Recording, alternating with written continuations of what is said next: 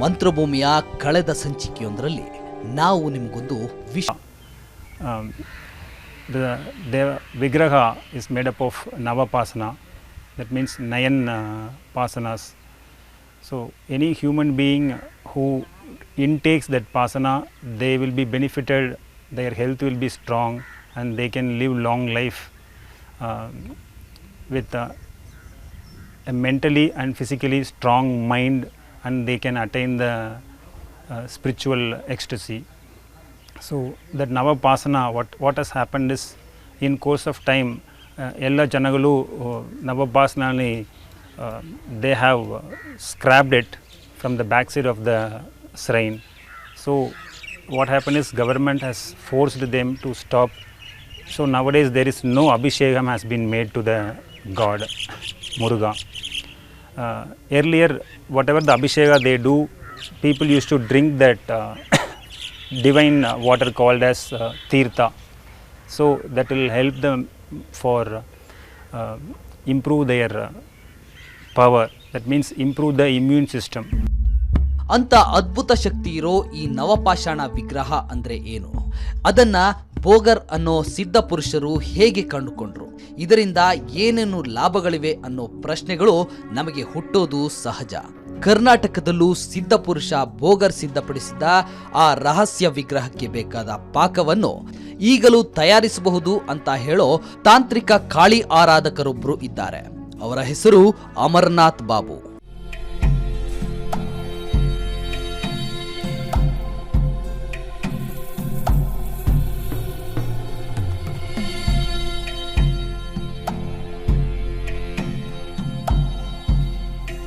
ಪಳನಿಯ ನವಪಾಷಾಣ ವಿಗ್ರಹ ಕುರಿತ ಮೂಲ ಪ್ರಶ್ನೆಗಳನ್ನ ಇಟ್ಕೊಂಡು ನಾವು ಇದರ ಬಗ್ಗೆ ಹೆಚ್ಚಿನ ವಿಷಯಗಳನ್ನ ತಿಳಿದುಕೊಳ್ಳೋಕೆ ಅಮರನಾಥರನ್ನ ನಾವು ಹಿಂದೊಮ್ಮೆ ಸಂದರ್ಶನ ಮಾಡಿದ್ವಿ.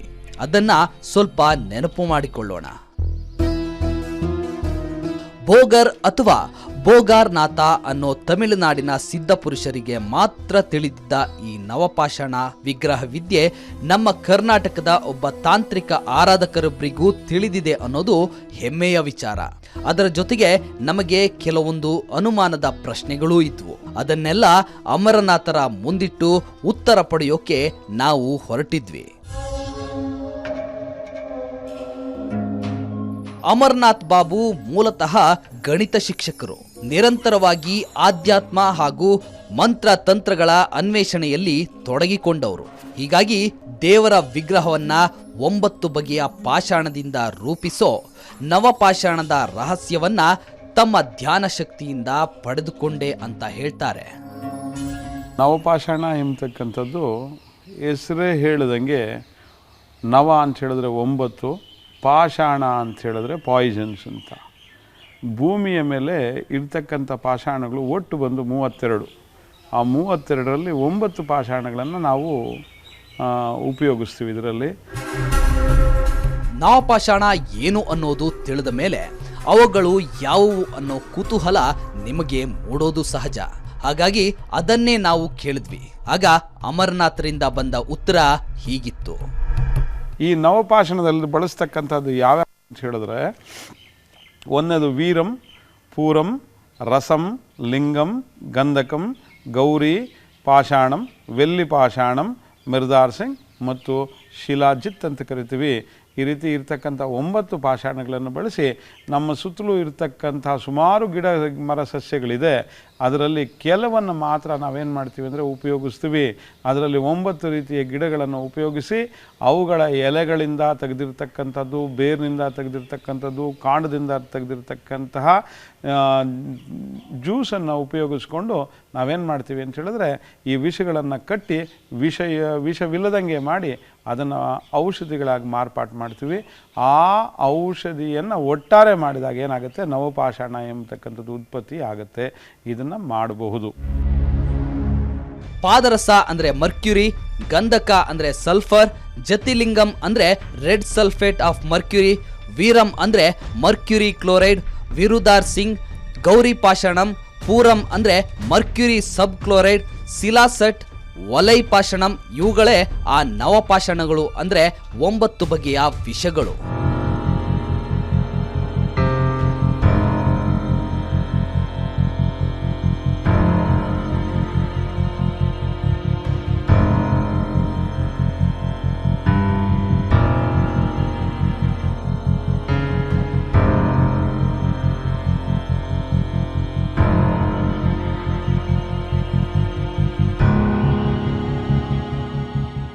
ಈ ಪಾಷಾಣಗಳ ಬಳಕೆ ದೇವರ ವಿಗ್ರಹ ರೂಪಿಸೋದ್ರಲ್ಲಿ ಹೇಗೆ ಶುರುವಾಯಿತು ಅನ್ನೋ ಪ್ರಶ್ನೆ ನಮ್ಮದಾಗಿತ್ತು.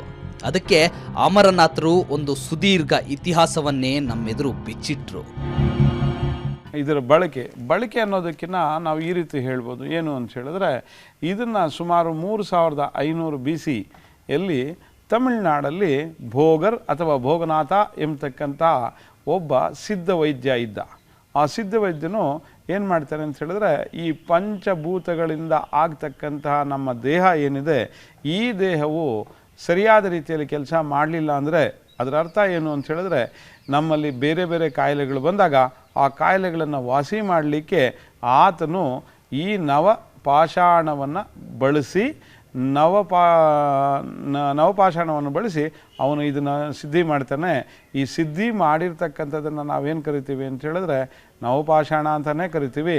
ಇದರ ಸಹಾಯದಿಂದ ನಾವು ಎಲ್ಲ ಕಾಯಿಲೆಗಳನ್ನು ವಾಸಿ ಮಾಡ್ಬೋದು ಎಂಬತಕ್ಕಂಥ ಉಲ್ಲೇಖಗಳು ಅಂದಿನಿಂದ ಇಂದಿನವರೆಗೂ ಇದೆ. ಇದನ್ನ ತಯಾರಿಸೋ ವಿಧಾನ ಏನು ಅನ್ನೋ ಕುತೂಹಲಕ್ಕೂ ಉತ್ತರ ಕೊಟ್ಟರು ಅಮರನಾಥ್ ಬಾಬು. ಆ 9 ರೀತಿಯ ಪಾಯ್ಸನ್ಸ್ ಅಂತ ಏನು ಕರಿತೀವಿ, ಪಾಷಾಣಗಳು ಅಂತ ಏನು ಕರಿತೀವಿ, ಅದನ್ನು ಪಾಷಾಣವನ್ನು ತೆಗೆದುಕೊಂಡು ಅದಕ್ಕೆ 9 ರೀತಿಯ ಎಲೆ ಗಿಡದ ರಸಗಳನ್ನು, ಅಂದರೆ ಗಿಡದ ರಸಗಳನ್ನು ತೆಗೆದುಕೊಂಡು ಅದಕ್ಕೆ ಕೊಟ್ಟಾಗ ಏನಾಗುತ್ತೆ ಅಂತ ಹೇಳಿದ್ರೆ, ಅದರಲ್ಲಿರ್ತಕ್ಕಂತಹ ವಿಷ ಅಂತಕ್ಕಂಥದ್ದು ಸತ್ತು ಅದು ಆರೋಗ್ಯಕರವಾಗಿರ್ತಕ್ಕಂತಹ ದೇಹಕ್ಕೆ ಬೇಕಾಗತಕ್ಕಂತಹ ಒಂದು ಶಕ್ತಿಯನ್ನು ಕೊಡ್ತಕ್ಕಂಥ ಒಂದು ಸಾಧನವಾಗಿ ಮಾರ್ಪಾಟು ಹೊಂದುತ್ತೆ. ಆ ರೀತಿ ಮಾರ್ಪಾಟು ಮಾಡಿ ಅವುಗಳನ್ನೆಲ್ಲ ಒಂದು ಮಾಡಿದಾಗ 9 ವಿಷಗಳು ಮತ್ತು 9 ಗಿಡಗಳನ್ನು ಸೇರಿಸಿದಾಗ ಅವುಗಳಲ್ಲಿರ್ತಕ್ಕಂಥ ವಿಷದ ಅಂಶ ಹೊರಗಡೆ ಹೋಗಿ ಅದು ಒಳ್ಳೆಯ ಉಪಯುಕ್ತವಾಗಿರ್ತಕ್ಕಂಥ ಒಂದು ಔಷಧಿ ಆಗುತ್ತೆ. ಇದನ್ನು ನವಪಾಷಾಣ ಅಂತ ಕರಿತೀವಿ. ಹೀಗೆ ಹೇಳುವಾಗ ನವಪಾಷಾಣಗಳ ಜೊತೆ ಕೆಲಸ ಮಾಡುವಾಗ ಉಂಟಾಗೋ ಅಪಾಯದ ಬಗ್ಗೆಯೂ ಅಮರನಾಥ್ ವಿವರವಾಗಿ ಹೇಳಿದ್ರು. ಇವಾಗ ಒಂದು ಪಾದರಸವನ್ನು ಕಟ್ತಕ್ಕಂಥ ಸಂದರ್ಭದಲ್ಲಿ ಇಲ್ಲ ಅದ್ರ ಜೊತೆಯಲ್ಲಿ ಇರ್ತಕ್ಕಂಥ ಅದ್ರ ಹೆಸರೇ ಪಾಷಾಣ ಅಂದರೆ ಪಾಯ್ಸನ್ ಅಂತ. ಇದನ್ನೇನಾದರೂ ನಾವು ಕಟ್ಲಿಕ್ಕೆ ಹೋದಾಗ ಅದರಿಂದ ಬಿಡುಗಡೆ ಆಗ್ತಕ್ಕಂಥ ಗಾಳಿ ಏನಿದೆ, ಆ ಗಾಳಿ ಏನಾದರೂ ನಾವು ಹೀರಿಕೊಂಡಿದ್ದಾದರಲ್ಲಿ ಅದರಿಂದ ಕೆಲವು ಕಾಯಿಲೆಗಳು ಬರುತ್ತೆ. ಲಂಗ್ಸ್ ಇನ್ಫೆಕ್ಷನ್ ಆಗುತ್ತೆ, ಬ್ರೀತಿಂಗ್ ಪ್ರಾಬ್ಲಮ್ ಆಗುತ್ತೆ, ಬ್ಲಡ್ ಕಂಟ್ಯಾಮಿನೇಷನ್ ಆಗುತ್ತೆ, ಜೊತೆಯಲ್ಲಿ ಕುಷ್ಠ ರೋಗ ಅಂತಕ್ಕಂಥದ್ದು ಬರುತ್ತೆ. ಯಾಕೆಂದರೆ ವಿಷಯಗಳನ್ನು ಹೆಚ್ಚಾಗಿ ಕೈಗಳಿಂದ ಮುಡ್ತಾ ಇರೋದ್ರಿಂದ ಆ ರೀತಿ ಕಾಯಿಲೆಗಳು ಬರ್ತದೆ ಅಂತಕ್ಕಂಥದ್ದನ್ನು ಮುನ್ನೆಚ್ಚರಿಕೆ ಕ್ರಮದಲ್ಲಿ ಹೇಳಿದ್ದಾರೆ. ಅಕಸ್ಮಾತ್ ಯಾರಾದರೂ ಇದನ್ನು ತಯಾರಿಸಿದ್ದರೆ ಅದು ನವಪಾಷಾಣದ್ದೇ ಅಂತ ಪರೀಕ್ಷೆ ಮಾಡೋದು ಹೇಗೆ ಅನ್ನೋ ಪ್ರಶ್ನೆಯನ್ನ ನಾವು ಅವರ ಮುಂದಿಟ್ವಿ. ಆಗ ಅವರು ಪಳನಿಯ ವಿಗ್ರಹದ ಉದಾಹರಣೆ ಜೊತೆ ಹೀಗೆ ವಿವರಿಸಿದ್ರು. ನವಪಾಷಾಣವ ಅಲ್ವಾ ಎಂಬತಕ್ಕಂಥದ್ದು ಐಡೆಂಟಿಫಿಕೇಶನ್ ಏನು ಮಾಡ್ತೀವಿ ಅಂತ ಹೇಳಿದ್ರೆ, ನವಪಾಷಾಣವನ್ನು ಇವಾಗ ಉದಾಹರಣೆಗೆ ಏನು ಅಂತ ಹೇಳಿದ್ರೆ, ಪಳನಿ ದೇವಸ್ಥಾನದಲ್ಲಿ ಶರವಣಭವ, ಸುಬ್ರಹ್ಮಣ್ಯಂ ಇಲ್ಲ ದಂಡನಾಥ ಸ್ವಾಮಿ ಅಂತ ನಾವೇನು ಕರಿತೀವಿ, ಆತನನ್ನು ಅಲ್ಲಿ ಭೋಗನಾಥ ಎಂಬತಕ್ಕಂಥವ್ರು ಮಾಡಿದ್ದಾರೆ ಅಂತ ಹೇಳಿದ್ರೆ, ಆ ವಿಗ್ರಹ ಏನಿದೆ ಅದು ನವಪಾಷಾಣಗಳಿಂದ ಮಾಡಲ್ಪಟ್ಟಿರ್ತಕ್ಕಂಥದ್ದು. ಆ ನವಪಾಷಾಣಗಳಿಂದ ಮಾಡಲ್ಪಟ್ಟಿರ್ತಕ್ಕಂಥದ್ರ ಮೇಲೆ ಅಭಿಷೇಕ ಮಾಡಿ, ಹಾಲಿನ ಅಭಿಷೇಕವನ್ನು ಮಾಡಿ, ಹಾಲನ್ನು ನಾವು ಇಟ್ಟರೆ ಅದು ಸಾಮಾನ್ಯವಾಗಿ ಹಾಲು ಅಂತ ಹೇಳಿದ್ರೆ ನಾವು ಕಾಯಿಸದೇ ಇರ್ತಕ್ಕಂಥ ಹಾಲನ್ನು ಉಪಯೋಗಿಸ್ತೀವಿ ಅಭಿಷೇಕಕ್ಕೆ. ಆ ಸಂದರ್ಭದಲ್ಲಿ ಕಾಯಿಸದೆ ಇರ್ತಕ್ಕಂಥ ಹಾಲನ್ನು ಅಭಿಷೇಕ ಮಾಡಿ ಅದನ್ನು ಇಟ್ಟರೆ ಯಾವ ಸಂದರ್ಭದಲ್ಲೂ ಅದು ಕೆಡೋದಿಲ್ಲ. 1 ದಿನ ನೋಡ್ಬೋದು, 2 ದಿನ ನೋಡ್ಬೋದು, 10 ದಿನ ನೋಡ್ಬೋದು, 20 ದಿನ ನೋಡ್ಬೋದು. ಹೀಗೆ ಭಾಳಷ್ಟು ದಿನಗಳು ಬೇಕಾದರೆ ನಾವು ನೋಡಿದ್ರೂ ಸಹ ಹಾಲು ಅದೇ ರೀತಿಯಲ್ಲಿರುತ್ತೆ, ಯಾವುದೇ ರೀತಿ ವಾಸನೆ ಬರೋದಿಲ್ಲ, ಕೆಡೋದಿಲ್ಲ. ಆದರೆ ಅದ್ರ ಮೇಲೆ ಏನಾಗುತ್ತೆ ಅಂತ ಹೇಳಿದ್ರೆ ಕೆನೆ ರೀತಿಯಲ್ಲಿ ಕಟ್ತಾನೇ ಇರುತ್ತೆ. ನಾವು ಕಾಯಿಸೋದಿಲ್ಲ, ಆದರೆ ಕೆನೆ ಕಟ್ಟುತ್ತೆ. ಈ ಕೆನೆ ಕಟ್ಟಿದ್ರೆ ಅರ್ಥ ಏನು ಅಂತ ಹೇಳಿದ್ರೆ, ಅದರ ಒಳಭಾಗದಲ್ಲಿ ರಾಸಾಯನಿಕ ಕ್ರಿಯೆ ನಡೀತಾ ಇರುತ್ತೆ. ಅಂದರೆ ಒಳಗಡೆ ಆ ನಾನ್ ಪಾಯ್ಸನ್ ಏನಿದೆ, ಅದರಿಂದ ಪಾಯ್ಸನ್ನಿಂದ ಮಾಡಿರ್ತಕ್ಕಂಥದ್ದು ಆ ನವಪಾಷಾಣದಲ್ಲಿರ್ತಕ್ಕಂಥ ಅಂಶ ಹಾಲಿಗಿಳಿದು ಹಾಲಿನಲ್ಲಿ ನಿರಂತರ ಕ್ರಿಯೆ ನಡೀತಾನೆ ಇರುತ್ತೆ. ಆ ಕ್ರಿಯೆಯಿಂದ ಹಾಲು ಕೆಡದಂಗೆ ಹಾಗೇ ಇರುತ್ತೆ.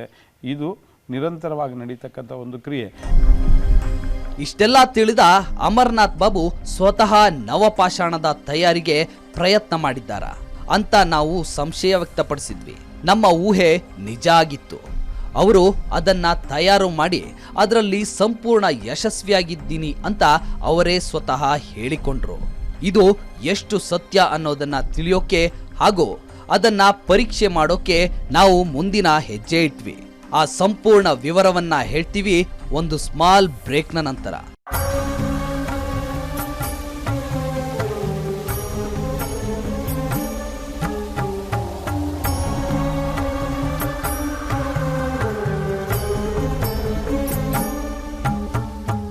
ಅಮರನಾಥ್ ಬಾಬು ಅವರು ಸಾರ್ವಜನಿಕರ ಸಹಕಾರದೊಂದಿಗೆ ಕಾಳಿ ದೇವತೆಯ ಮಂದಿರವನ್ನ ಮುಳುಬಾಗಿಲಿನ ಈ ಪರಿಸರದಲ್ಲಿ ಸ್ಥಾಪಿಸಿದ್ದಾರೆ.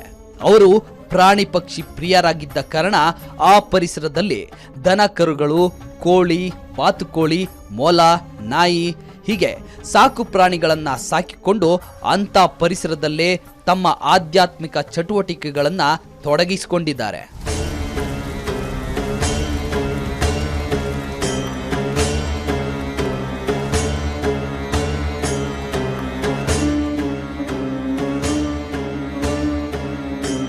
ಅಮಾವಾಸ್ಯೆ ಹುಣ್ಣಿಮೆ ದಿವಸದಲ್ಲಂತೂ ಇಲ್ಲಿ ಜನಸಾಗರ ಸೇರಿರುತ್ತದೆ.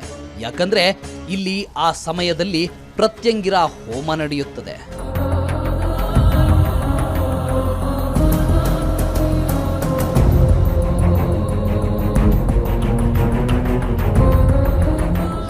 ದೂರಗಳಿಂದ ಬಂದ ಅನೇಕ ಭಕ್ತರು ಆ ಸಮಯದಲ್ಲಿ ಇಲ್ಲಿ ಹಾಜರಿರುತ್ತಾರೆ. ಅನೇಕ ಕಾಯಿಲೆಗಳಿಂದ ಬಳಲಿ ಎಲ್ಲೂ ಪರಿಹಾರ ಸಿಗದೆ ಇರೋ ರೋಗಿಗಳು ಕೂಡ ಕೊನೆಗೆ ಇವರ ಹತ್ರ ಬರ್ತಾರೆ. ಇವರು ಆಯುರ್ವೇದ ಔಷಧಿ ಅಲ್ಲದೆ ವಾಮಾಚಾರದ ಪೀಡಿಗೆ ಒಳಗಾದವರನ್ನ ತಮ್ಮ ತಂತ್ರವಿದ್ಯೆಗಳ ಮೂಲಕ ಸಮಾಧಾನಗೊಳಿಸಿ ಕಳಿಸ್ತಾರೆ.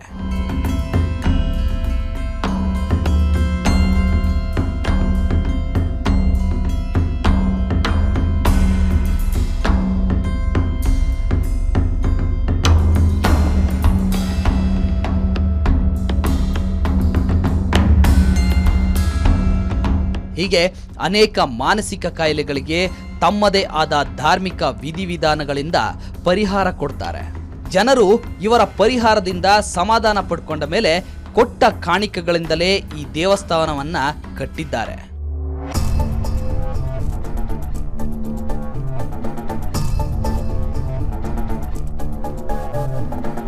ದನಕರುಗಳೆಂದರೆ ಇವರಿಗೆ ಪಂಚಪ್ರಾಣ. ಅದರಲ್ಲೂ ಅತಿ ವಿಶೇಷವಾದ ದನವೊಂದನ್ನ ಹುಡುಕಿ ಅದಕ್ಕಾಗಿ ಅನೇಕ ಊರುಗಳನ್ನ ಸುತ್ತಾಡಿ ಅಮರನಾಥ್ ತಂದಿದ್ದಾರೆ. ಆ ದನ ಕಾಮಧೇನುವನ್ನ ಹೋಲುತ್ತೆ ಅಂತಾರೆ ಮತ್ತು ಅದರ ನಾಲಿಗೆಯಲ್ಲಿ ಮಚ್ಚೆ ಇದೆ. ಹೀಗೆ ದೈವ ಪ್ರೇರಣೆಯಿಂದಲೇ ಈ ಎಲ್ಲ ಕಾರ್ಯಗಳನ್ನ ಮಾಡಿದ್ದೇನೆ ಎನ್ನುತ್ತಾ ನಮಗೆ ಆ ಪರಿಸರವನ್ನ ತೋರಿಸಿದ್ರು.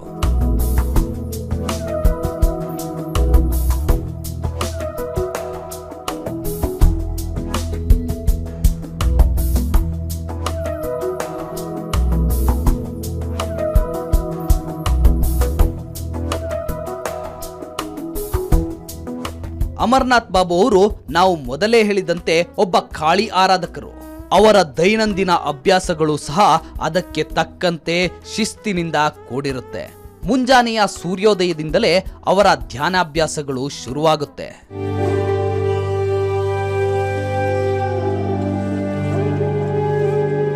ತಮ್ಮ ಧ್ಯಾನಕ್ಕಾಗಿ ಅವರು ವಿಶೇಷವಾದ ನೀರಿನ ಹೊಂಡವನ್ನ ನಿರ್ಮಿಸಿಕೊಂಡಿದ್ದಾರೆ. ಅದರಲ್ಲಿ ಅವರು ತಮ್ಮ ಆರಾಧ್ಯ ದೈವರಾದ ಕಾಳಿಯನ್ನ ಜಪಿಸುತ್ತಾ ಧ್ಯಾನಕ್ಕಿಳಿಯುತ್ತಾರೆ. ನೀರಿನಲ್ಲಿ ಕತ್ತಿನವರೆಗೂ ಮುಳುಗಿ ಕಾಳಿ ಮಂತ್ರ ಪಠಿಸುತ್ತಾ ಏಕಾಗ್ರತೆಯಿಂದ ಧ್ಯಾನದಲ್ಲಿ ಮುಳುಗ್ತಾರೆ.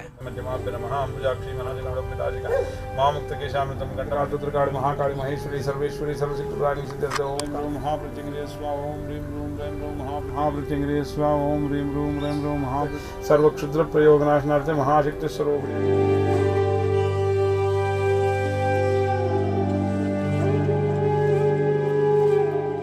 ನಂತರ ಅಲ್ಲಿಂದ ಎದ್ದು ಪೂಜೆಗೆ ಹೊರಡ್ತಾರೆ. ಎಲ್ಲಾ ದೇವಸ್ಥಾನದಲ್ಲೂ ದೇವರ ಮೂರ್ತಿ ದೇವಾಲಯದ ಕೆಳಗಿನ ಆವರಣದಲ್ಲಿದ್ದರೆ ಇಲ್ಲಿ ಮಾತ್ರ ತದ್ವಿರುದ್ಧ. ಇಲ್ಲಿ ಕಾಳಿ ವಿಗ್ರಹ ಮೇಲಿನ ಆವರಣದಲ್ಲಿದೆ.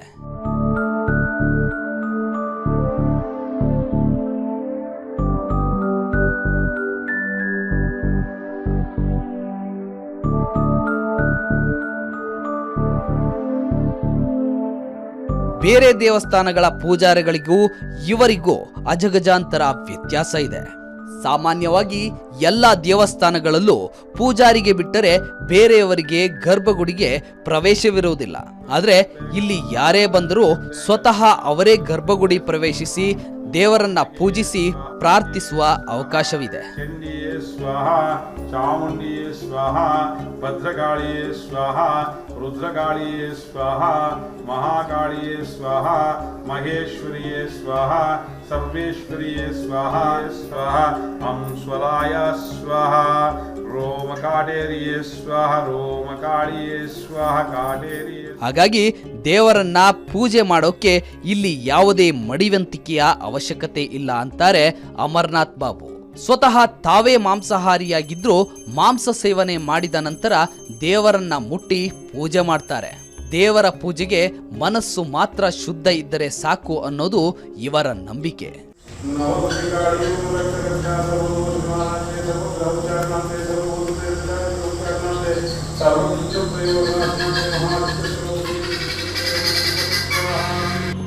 ಇಂತಹ ಅಪರೂಪದ ಪೂಜಾ ವಿಧಾನ, ಧ್ಯಾನಾಭ್ಯಾಸಗಳಿಂದ ತಮ್ಮೊಳಗಿನ ಅನೇಕ ಪ್ರಶ್ನೆಗಳಿಗೆ ಅಮರ್ನಾಥ್ ಉತ್ತರ ಕಂಡುಕೊಂಡಿದ್ದಾರೆ. ಕಾಯಿಲೆಗಳಿಂದ ಬಳಲುತ್ತಿರೋ ಅನೇಕ ಜನರು ಇವರನ್ನ ಸಂಪರ್ಕಿಸಿದ್ದನ್ನ ಆಲೋಚಿಸಿ ಒಂದಿನ ಎಲ್ಲ ಕಾಯಿಲೆಗಳಿಗೆ ಒಂದು ಔಷಧಿ ಬೇಕು ಎಂದು ಧ್ಯಾನದಲ್ಲಿ ಕೇಳಿಕೊಂಡ್ರಂತೆ. ಆಗ ಈ ಕಾಳಿ ಮಾತೆ ಇವರಿಗೆ ನವಪಾಷಾಣದ ರಹಸ್ಯ ಭೇದಿಸಲು ಸಲಹೆ ಕೊಟ್ಲಂತೆ. ಆದ್ದರಿಂದ ಈ ನವಪಾಷಾಣದ ಸಾಧನೆ ಮಾಡೋಕೆ ಸಾಧ್ಯ ಆಯ್ತು ಅಂತಾರೆ ಅಮರ್ನಾಥ್ ಬಾಬು. ಆರೋಗ್ಯ ಕಾಪಾಡ್ಕೊಳ್ಳೋದು ಹೇಗೆ ಅಂತ ಹುಡ್ಕಕ್ಕೆ ಶುರು ಮಾಡಿದೆ. ನಮ್ಮಮ್ಮನ ಕೇಳಿದ್ರೆ ನಮ್ಮಮ್ಮ ಹಿಂಗೆ ಮಾಡೋ ಅಂದ. ಸರಿ ಅಂತ ಶುರು ಹಚ್ಕೊಂಡು ಕಂಪ್ಲೀಟ್ ಆಗೋದು. ನಾವು ಅವರನ್ನ ಈ ನವಪಾಷಾಣ ಹೇಗಿರುತ್ತೆ ಮತ್ತು ಅದನ್ನ ಹೇಗೆ ತಯಾರಿಸಿದ್ರಿ ಅಂತ ಪ್ರಶ್ನೆ ಹಾಕಿದ್ವಿ. ಅದಕ್ಕವರು ನಮ್ಮನ್ನ ತಮ್ಮ ಮನೆಗೆ ಕರೆದುಕೊಂಡು ಹೋಗಿ ಒಂದೊಂದಾಗಿ ನವಪಾಷಾಣ ವಿಗ್ರಹದ ರಹಸ್ಯ ಬಿಚ್ಚಿಟ್ರು.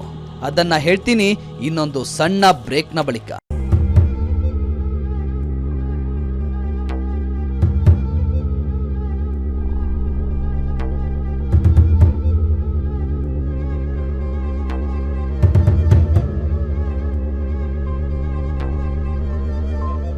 ನಾವು ಕಾಳಿ ದೇವಸ್ಥಾನದಿಂದ ಮರಳಿ ಮನೆಗೆ ಬಂದ್ವಿ.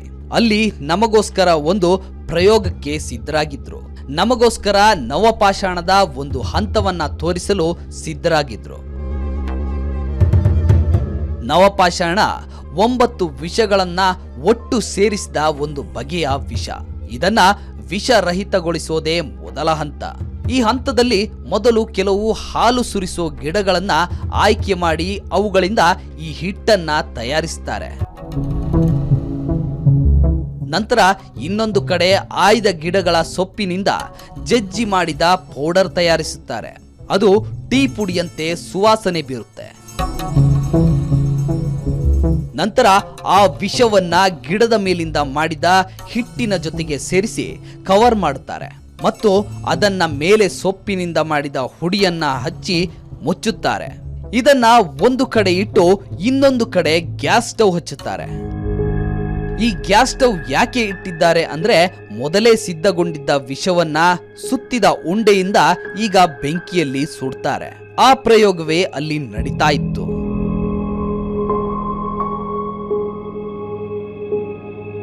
ಆ ಉಂಡೆಯು ಬೆಂಕಿಯ ಶಾಖಕ್ಕೆ ತನ್ನ ರಸವನ್ನು ಬಿಡುತ್ತಾ ರಾಸಾಯನಿಕ ಕ್ರಿಯೆಗೆ ಒಳಗಾಗಿ ಪರಿವರ್ತನೆ ಆಗ್ತಾ ಇತ್ತು. ಹೀಗೆ ನಿರಂತರವಾಗಿ 1 ಗಂಟೆ ಉರಿಯುತ್ತಾ ಅದು ಒಂದು ರೂಪಕ್ಕೆ ಬದಲಾಯಿತು. ಹೀಗೆ ನಿರಂತರ ಶಾಖದಿಂದಾಗಿ ಮೇಲಿನ ವನಸ್ಪತಿಯು ಸುಟ್ಟು ಹೋಗಿ ಅದರ ರಸವು ಕೆಳಗಿನ ವಿಷದ ಜೊತೆ ಸೇರಿ ಹೊಸ ರೂಪ ಪಡೆದಿತ್ತು. ಇದೀಗ ನವಪಾಷಾಣದ ಒಂದು ಹಂತ ಮುಗಿದಿತ್ತು. ಹೀಗೆ 9 ವಿಷಗಳನ್ನ ವಿಷರಹಿತಗೊಳಿಸಿ ಅದನ್ನ ಒಟ್ಟಿಗೆ ಸೇರಿಸಿ ಕೊನೆಗೆ ಈ ಕಲ್ಲಿನಂತಿರುವ ರೂಪಕ್ಕೆ ತರ್ತಾರೆ. ಇದು ಸಿದ್ಧಗೊಂಡ ನವಪಾಷಾಣದ ಕಲ್ಲು. ಈ ಕಲ್ಲನ್ನ ಪರೀಕ್ಷೆ ಮಾಡೋಕೆ ನಾವು ಸಿದ್ಧರಾಗಿದ್ವಿ. ಅದರ ವಿವರವನ್ನ ಅಮರ್ನಾಥ್ ಬಾಬು ಅವರೇ ಸ್ವತಃ ಮಾಡಿ ತೋರಿಸಿದ್ರು. ಗೋಮೇಧಕ ಅನ್ನೋ ಒಂದು ಕಲ್ಲನ್ನ ಬಳಸಿ ಆ ಪರೀಕ್ಷೆ ಮಾಡುತ್ತಿದ್ರು. ಈ ನವಪಾಷಾಣವನ್ನು ಬಳಸಬೇಕು ಅಂತ ಹೇಳಿದ್ರೆ ನಾವು 3-4 ವಿಧಾನದಲ್ಲಿ ಬಳಸ್ತೀವಿ. ಒಂದನೇದೇನು ಅಂತ ಹೇಳಿದ್ರೆ ನೀರನ್ನು ಅದರಲ್ಲಿ ಹಾಕಿ ಅದರ ಮೇಲೆ ಈ ಗೋಮೇಧಕದ ಕಲ್ಲನ್ನು ತೆಗೆದುಕೊಂಡು ಉಜ್ಜುತ್ತಾ ಇದ್ದರೆ ಈ ನವಪಾಷಾಣ ಕರಗಿ ಈ ನೀರಲ್ಲಿ ವಿಲೀನಗೊಳ್ಳುತ್ತೆ.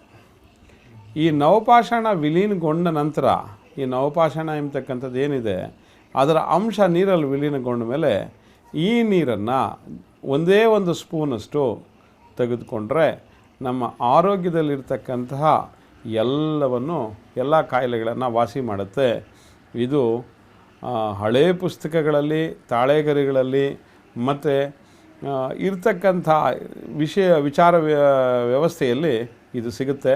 ಇದನ್ನು ಭಾಳಷ್ಟು ಜನ ಉಪಯೋಗಿಸಿ ಆರೋಗ್ಯವಂತರಾಗಿದ್ದಾರೆ. ಇದು ಇರತಕ್ಕಂಥದ್ದು ಈ ರೀತಿ ಉಜ್ಜಿ ಇದರಲ್ಲಿ ಇರತಕ್ಕಂಥ ಅಂಶವನ್ನು ನೀರಲ್ಲಿ ವಿಲೀನಗೊಳಿಸ್ಕೊಂಡು ತದನಂತರ ಇದನ್ನು ಕುಡಿಬೇಕಾಗತ್ತೆ. ಪರೀಕ್ಷಿಸಿದ ರಸವನ್ನ ಪಕ್ಕದಲ್ಲೇ ಕುಳಿತಿದ್ದ ಕೇಂದ್ರ ಸರ್ಕಾರದಲ್ಲಿ ಕಾರ್ಯನಿರ್ವಹಿಸುತ್ತಿರುವ ಹಾಗೂ ಅತಿಥಿಗಳಾಗಿ ಬಂದಿದ್ದ ಪರಮೇಶ್ವರ್ ಅವರು ಕುಡಿದ್ರು.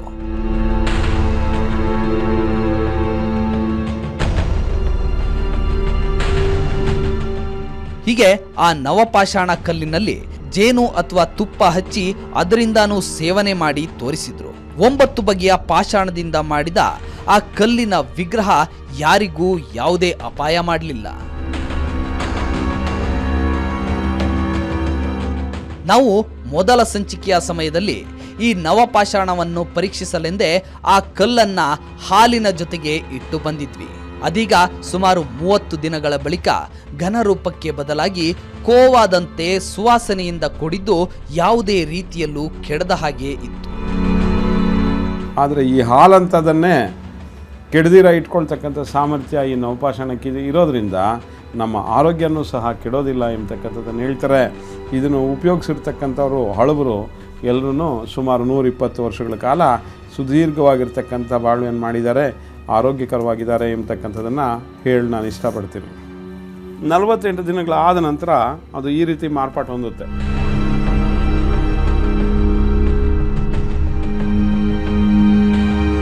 ಬಟ್ ಇದನ್ನು ಒಂದು ಚಿಟಿಕೆಯಷ್ಟು ಮಾತ್ರ ಉಪಯೋಗಿಸ್ಬೇಕಾಗತ್ತೆ, ಜಾಸ್ತಿ ಉಪಯೋಗಿಸಬಾರ್ದು.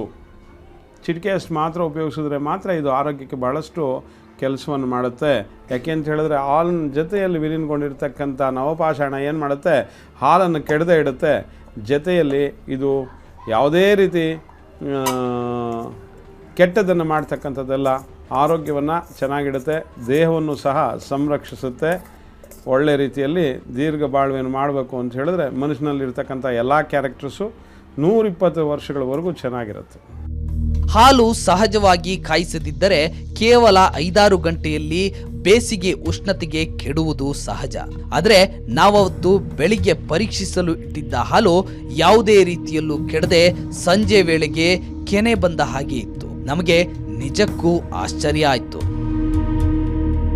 ಆ ಕೆನೆಯನ್ನ ಹೀಗೆ ದಿನ ಸೇವಿಸಿದ್ರೆ ದೇಹದಲ್ಲಿರೋ ಎಲ್ಲ ನರವ್ಯೂಹ ಚುರುಕುಗೊಂಡು ಯಾವಾಗಲೂ ಚಟುವಟಿಕೆಯಿಂದ ಇದ್ದು 100 ಕಾಲ ಬಾಳ್ತಾರೆ ಅಂತ ಹೇಳ್ತಾರೆ ಕಾಳಿ ಆರಾಧಕ ಅಮರನಾಥ್ ಬಾಬು.